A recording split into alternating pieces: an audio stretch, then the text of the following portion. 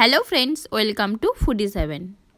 আজ আমি তোমাদের বানিয়ে দেখাবো পোনা মাছের মাথা দিয়ে কুমড়োর রেসিপি।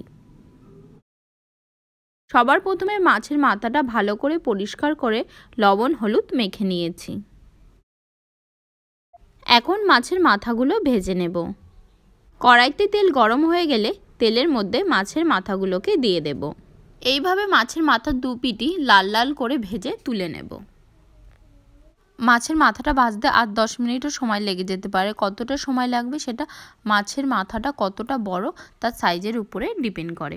এখন আমি মাছের মাথাগুলোকে তুলে নিয়েছি। তোমরা এখানে মাছের পিসও দেখতে পাচ্ছ। এগুলো কুমড়োর তরকারিতে লাগবে না, এগুলো আমি অন্য রান্নার জন্য রেখেছি। এখানে কুমড়ো আর আলু আমি ব্লক ব্লক করে কেটে নিয়েছি, সেটা প্রেসার কুকারে দিয়ে সিদ্ধ করে নেব।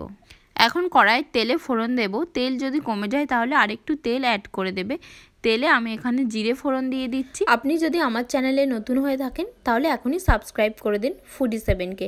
নিত্য নতুন রেসিপি ও ট্র্যাডিশনাল রেসিপি পেতে গেলে বেল আইকনটি অন করে দিন। একটা বড় পেঁয়াজ লম্বা লম্বা করে কেটে নিয়েছি। এখন পেঁয়াজটাও তেলের মধ্যে দিয়ে ফ্রাই করে নেব। এখন এই ভিডিওটিকে একটা লাইক দিয়ে দাও। পেঁয়াজ ভাজা হয়ে গেছে। এখন এর মধ্যে আমি একটা পেস্ট দিয়ে দিচ্ছি। এই পেস্টের মধ্যে আছে আদা, রসুন, গোটা জিরে আর গোটা মরিচ। মশলাগুলো ফ্রাই হয়ে গেলে এর মধ্যে দিয়ে দেব 1/2 চামচ হলুদ, দিয়ে দিচ্ছি স্বাদ মতো লবণ। আমাকে ফিডব্যাক জানাতে কমেন্ট করো। প্রেসার কুকারে 2টো সিটি দিয়ে আমি কুমড়ো আলুটা সিদ্ধ করে নিয়েছিলাম তাড়াতাড়ি রান্না হওয়ার জন্য। সেটা আমি কড়াইতে ঢেলে দিচ্ছি। তোমাদের কাছে সময় থাকলে তোমরা ডাইরেক্ট কুমড়ো আলুটা কড়াইতে দিয়ে দিতে পারো। এখন কড়াইয়ের মধ্যে কুমড়ো আলুটা 2-3 মিনিট ধরে ফুটিয়ে নেব। তারপর দিয়ে দেবো 1 চামচ চিনি। এরপর মাছের মাথাগুলোকে আমি দিয়ে দিচ্ছি তরকারির মধ্যে।